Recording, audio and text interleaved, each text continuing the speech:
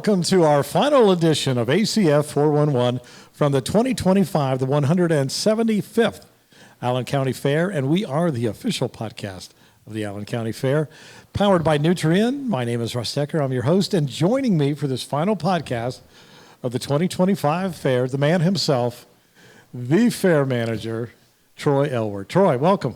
That's one heck of an introduction. You know, I think that's the nicest way that you've ever introduced me. I think you're right.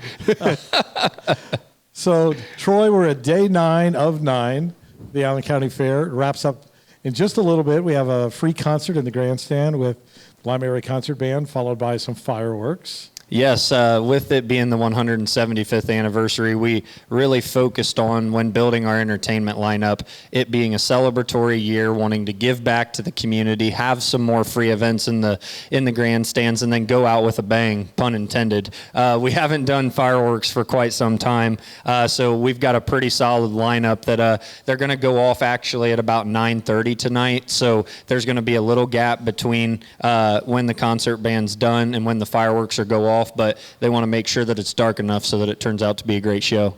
Very neat, very neat. So, well, you hit one out of the park with Lauren Daigle. Let's talk about that. Man, you are so right. I tell you what, I've done other interviews, etc., in relation to the Lauren Daigle concert leading up to going on sale. And to be honest with you, the whole board felt a little bit timid and nervous about dipping into that genre because it's something brand new for us, really. I mean, we have the gospel tent out here, and it's always very successful. But bringing a big-name Christian contemporary artist into the grandstands is something new for us. And it paid off very well. We could not be more grateful for the overwhelming community support that we got on that show. There's a little over 7,000 people in the venue, and the feedback on that concert has just been fantastic so far. So I do like the weather that you ordered for the back half of the fair. A little warm and hot for the first half of the fair. Did that impact attendance at all? I tell you what, actually our first weekend, Friday, Saturday, Sunday, even though it was hot, every day our numbers were up in comparison to last year's fair. Monday and Tuesday were down a little bit, and I think a lot of that's due to the heat, and also folks are going back to school, getting back into those routines, so the whole 9 yards. But then Wednesday, Thursday, and then last night, Friday, were all nights that we were up again. So in total, we are definitely on pace to surpass our attendance very well when you compare us to 2024. So any really good surprises through the week? Something that was like much better than you ever thought it was going to be? It just like you knocked another one out that you didn't even expect?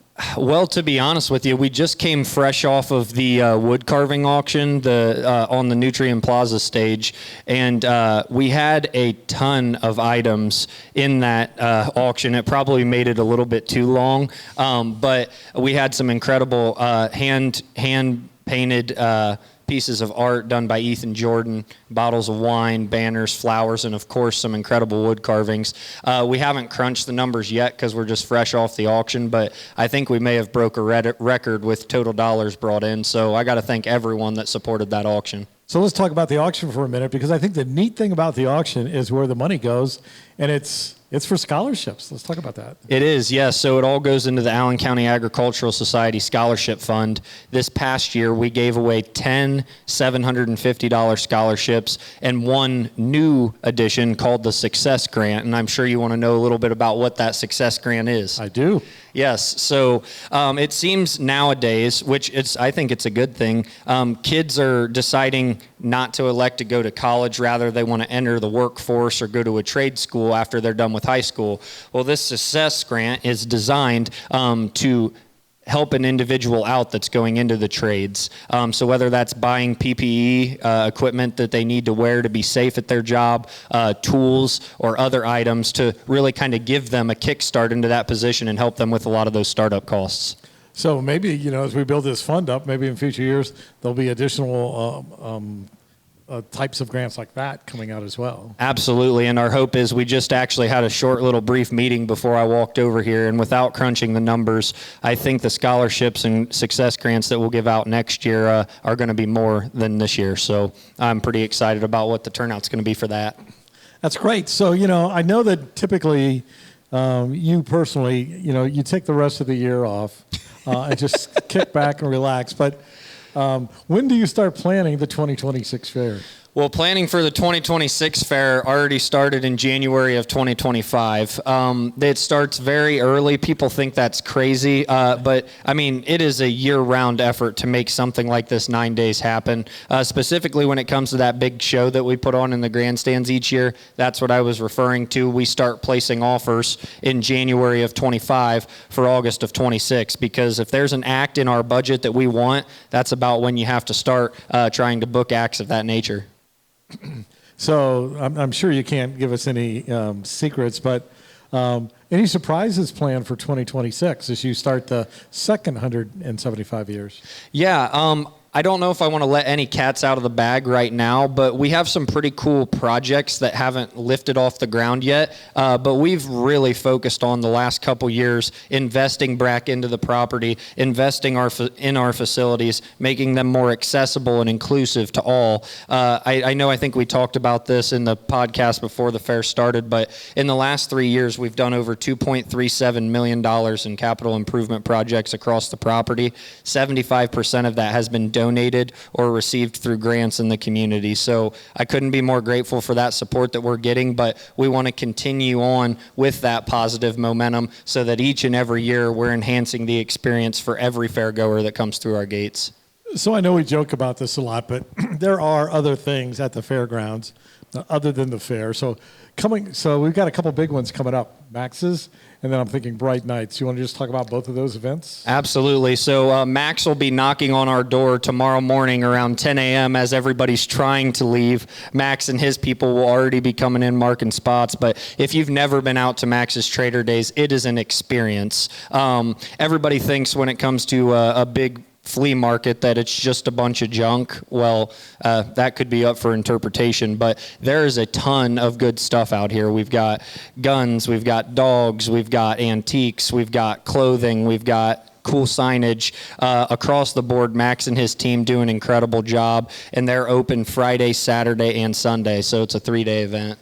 And then Bright Nights will be back for another year. Yes, Mercy Health Bright Nights is our baby that kind of started in and around COVID, and that's really taken off over the last couple years. Mercy Health is obviously the overarching sponsor that really helped us get that event started, but since I took over as manager, I wanted to help it grow in terms of number of displays, size of the event. So we actually started to implement something pretty cool where businesses or families in the community can sponsor specific displays on the route or sponsor a new display to be put on the route. I know we do custom ones as well. Nutrien donated one last year, and we implemented last year some caroling as well, which went pretty awesome. So last year we did caroling, I think just on, was it Friday, Saturdays? Friday, Saturday, and Sunday. I don't know if we did any Sundays. But this year, I think we talked about, I think we're going to expand it to every night. We're going to try to have carolers out there. There was a great demand, and I tell you what, everybody that we had drive through, I think it helped boost attendance too, because with the different teams that we had out there or organized groups, you would bring out mom and dad, grandma and grandpa, siblings. So it definitely helped drive our attendance up for that event tremendously to over 4,400 cars last year. And I think, talk about the carolers just for a second, but when we talk about the carolers for the Bright Nights, we're not talking about necessarily choirs. We want anybody that wants to.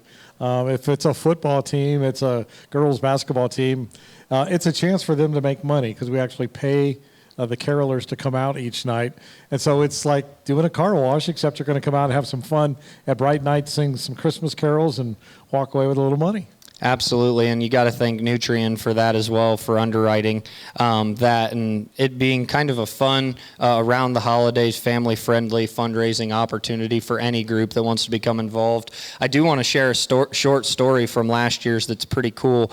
There was a family that reached out to us and asked if they could sign up. It was a mom, a dad, and a couple little kids, and they said they were doing the fundraising opportunity because they wanted to adopt another child into their family, but they needed the funds to do so. So literally, we have anyone have this opportunity open to, and what a neat little story to help them expand their family. So Troy, any final thoughts as you get ready? Because I know you're pretty busy tonight yet. your nap doesn't start till tomorrow sometime. But yeah, I gotta get the cat or the cot out of storage and fluff my pillow a little bit. I might have you come do that after the podcast.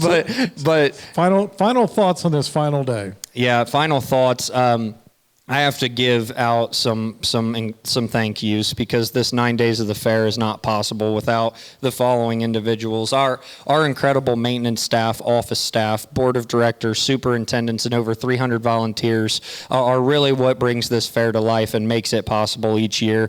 We're a 501c3 nonprofit organization, so the fair would not be a financial success any year if it wasn't for those individuals that I just talked about, along with our incredible 87 sponsors that we have during the 9 days of the fair: Nutrien, Mercy Health, CUPE, RD Jones, Spollinger Millwright. The list goes on and on.